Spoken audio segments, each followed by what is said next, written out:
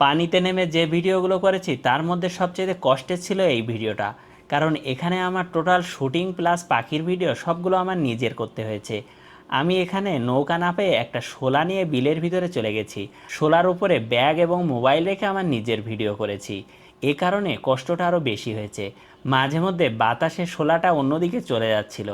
এ কারণে আমি মাঝে মধ্যে শোলাটা ঠিক করে নিচ্ছি, কিন্তু প্রচণ্ড বাতাস এবং বিলের ফাঁকা জায়গা হওয়ার কারণে ক্যামেরাটা কোনোভাবেই এক জায়গায় রাখতে পারছিলাম না। তবে এই পানিতে নেমে পাখির ভিডিও করতে বেশ ভালো লেগেছে। এই পাখিগুলো প্রতি বছর আমাদের দেশে আসে, কিন্তু সবগুলো কি ফিরে যেতে পারে? বেশিরভাগ পাখি বাংলাদেশ থেকে আর ফিরে যেতে পারে না। বাংলাদেশের মানুষেরা এদেরকে শিকার করে খেয়ে ফেলে। এই পানিতে নেমে খুব সুন্দর দুইটা পাখির ভিডিও করেছি, আর সেটাই আপনাদেরকে এখন দেখানোর চেষ্টা করব। প্রথমেই যে পাখিটা দেখাবো এটা হচ্ছে লিটল গ্রেভ, যাকে বাংলায় বলা হয় ছোট ডুবুরি।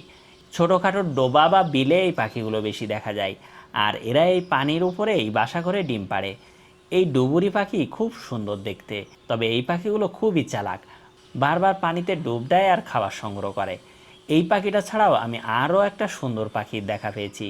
এরা তিনজন একসাথে ছিল, এই বিলের পানিতে ঘুরে ঘুরে খাবার খাচ্ছিল। আর এই হচ্ছে সেই পাখিটা। এটা হচ্ছে ইউরেশিয়ান কুট, যাকে বাংলায় বলা হয় পাতিকুট। এরা তিনজন একসাথেই ঘুরছিল এবং খাবার খাওয়া শেষে আবার দাঁড়িয়ে দাঁড়িয়ে গা শুকিয়ে নিচ্ছিল। ওদের ডানা শুকিয়ে নিতে পারলে পানিতে আবার ভালোভাবে চলাচল করতে পারবে। আর এই যে দেখুন, এরা আবার পানিতে নামছে খাবার খাওয়ার জন্য।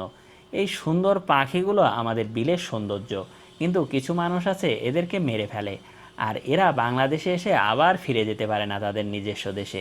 এই পাখিগুলো কালো কালারের হলেও বেশ সুন্দর, আর এদের ঠোঁটটা হালকা সাদা। এই কারণে এই পাখিগুলো আরও বেশি সুন্দর লাগে। তবে এই পাখিগুলো যখন পানি থেকে ওড়ে তখন সরাসরি উঠতে পারে না, এরা বিমানের মতো রানওয়ে ব্যবহার করে। এরা পানিতে প্রথম পা দিয়ে শক্তি যোগায়, তারপরে আস্তে আস্তে উপরে ওঠে। এ কারণে এই পাখিগুলো একেবারেই ব্যতিক্রম এবং বিচিত্র। এই ভিডিওটা আপনাদের কেমন লাগলো অবশ্যই কমেন্ট করে জানাবেন।